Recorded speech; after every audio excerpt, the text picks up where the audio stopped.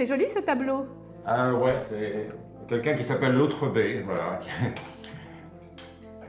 Voilà.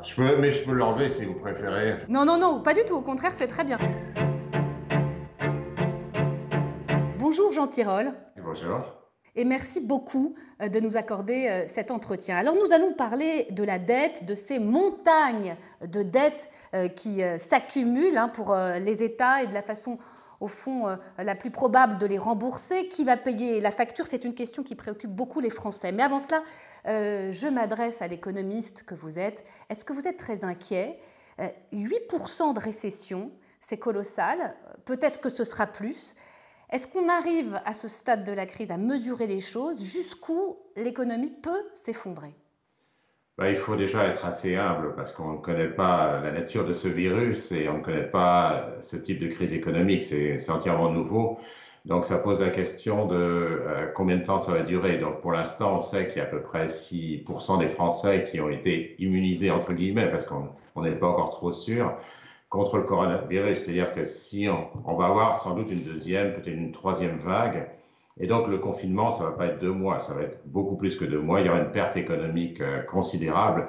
Et quand on dit 8%, ça suppose toujours que d'abord, on n'a pas perdu trop d'activité pendant cette période de confinement, mais aussi qu'il n'y aura pas de deuxième vague. Donc, en fait, c'est vraiment une vision très optimiste des choses. J'espère qu'elle est juste, évidemment, parce que ça serait bien qu'on puisse trouver un médicament miracle ou un vaccin, mais il ne faut pas l'attendre immédiatement. Donc, je pense que ça va coûter très cher à la collectivité. Qu'est-ce qui va se passer? Il faut s'attendre à des vagues de licenciements, à des vagues de faillites, à des vagues de chômage. 1 million, peut-être plus de chômeurs. Il y en avait 800 000 en 2008. Alors, ça va être compliqué. Pour l'instant, l'État, en France comme ailleurs, a fait ce qu'il devait faire, c'est-à-dire de protéger l'emploi avec des mesures de soutien à l'emploi. Mais c'est des choses qui sont utiles, mais un peu artificielles, parce que qu'est-ce qui va se passer quand les entreprises vont se remettre au travail? Bien sûr, elles vont être surendettées. Alors pour l'instant, il faut comprendre que les ménages n'ont pratiquement rien payé de la facture. C'est-à-dire que les ménages ont gardé leur pouvoir d'achat sans problème. Et environ 60% du coût a été payé par l'État et un tiers par les entreprises. Donc, malgré les mesures de soutien, donc les entreprises vont se retrouver avec une perte, un manque à gagner, et une partie, c'est un report des charges. Par exemple, les charges sociales et les impôts, c'est quelque chose qui va être payé par les entreprises à terme. Et puis l'État, c'est nous aussi. On reviendra là-dessus avec la dette publique. Donc, ça pose un problème aux entreprises qui vont avoir des problèmes de solvabilité. Je pense que les problèmes de liquidité ont été plus ou moins arrangés.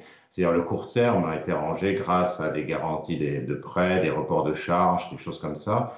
Mais par contre, quand les choses vont revenir à la normale, il y aura pas mal d'entreprises qui vont être sur le carreau, ce qui veut dire que Qui va souffrir alors, le plus? le plus dangereux, évidemment, ce sont les PME, qui sont traditionnellement plus fragiles financièrement, et puis les entreprises des secteurs qui sont fragiles, donc évidemment le transport, la restauration, les spectacles, tous ces secteurs qui aujourd'hui et même demain auront du mal à avoir des utilisateurs.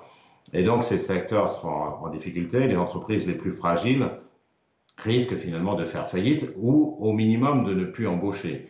Donc effectivement, ça va créer un problème d'emploi. Alors pour soutenir l'économie, l'État creuse sa dette. L'endettement de la France va s'élever à 120% du PIB, c'est du jamais vu, 9% pour les déficits. D'abord, est-ce que c'est si grave? Il y a des économistes qui vous disent, au fond, circuler n'a rien à voir, les taux d'intérêt sont très très bas, on peut emprunter, ne nous gênons pas, et puis on remboursera plus tard sur des dizaines et des dizaines d'années.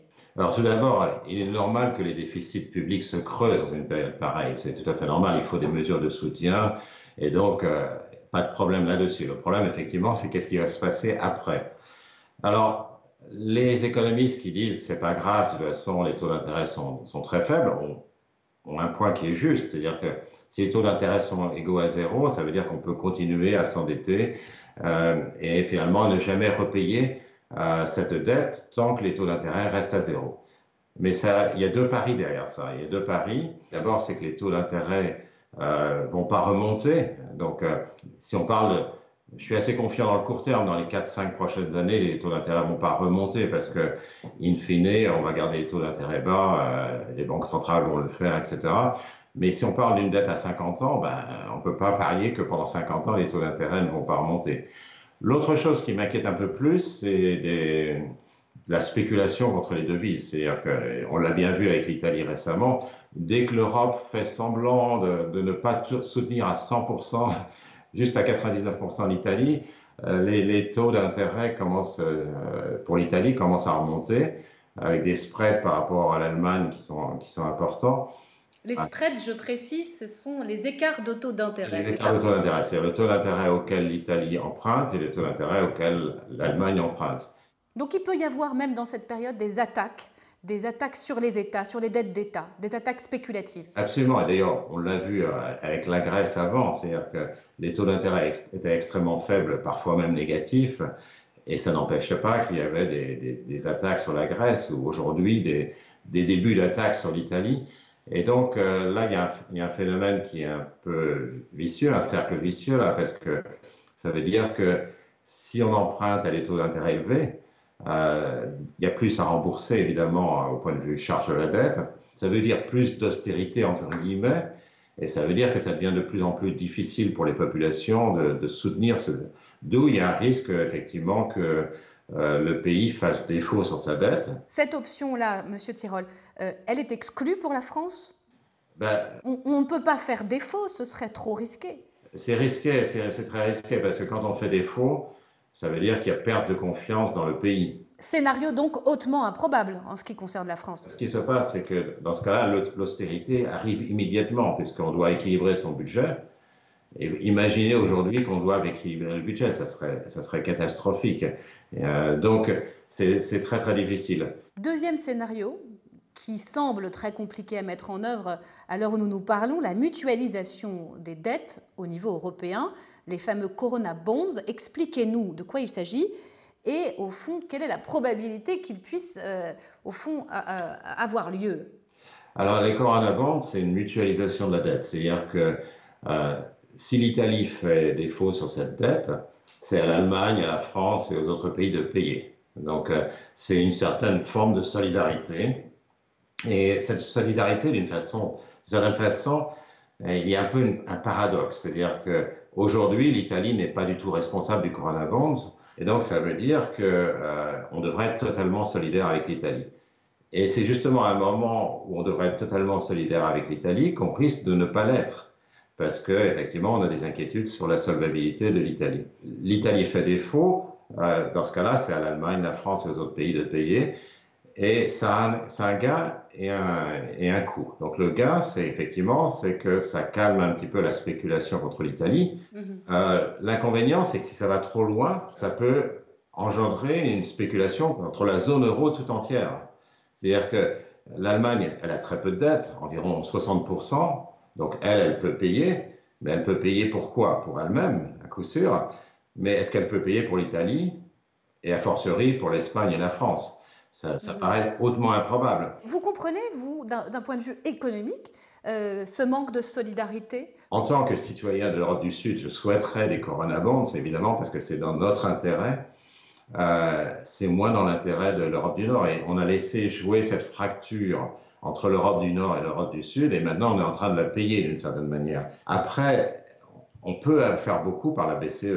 C'est peut-être le scénario le plus probable. L'action de la Banque centrale européenne, la monétisation de la dette, expliquez-nous là encore. On voit qu'en ce moment, la Banque centrale européenne, dirigée par Christine Lagarde, rachète de la dette aux différents États de la zone euro et allège de fait leur dette. Comment est-ce possible? Alors, ce que fait la BCE, c'est de racheter de la dette des États souverains et aussi des banques. Donc, on rachète, disons, de la dette italienne. Donc, ça permet à l'Italie, finalement, d'émettre de la dette, puisque les gens qui achètent cette dette savent qu'après, elle peut être utilisée, être rachetée par la Banque centrale.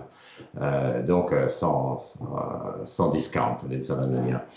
Et donc, ça permet à l'Italie de continuer à se refinancer. Alors, il n'y a pas de miracle. Cette dette reste sur les bilans. Hein. C'est pas, elle ne disparaît pas tout d'un coup comme ça. Pourquoi c'est la meilleure solution selon vous? La BCE ne peut pas faire faillite.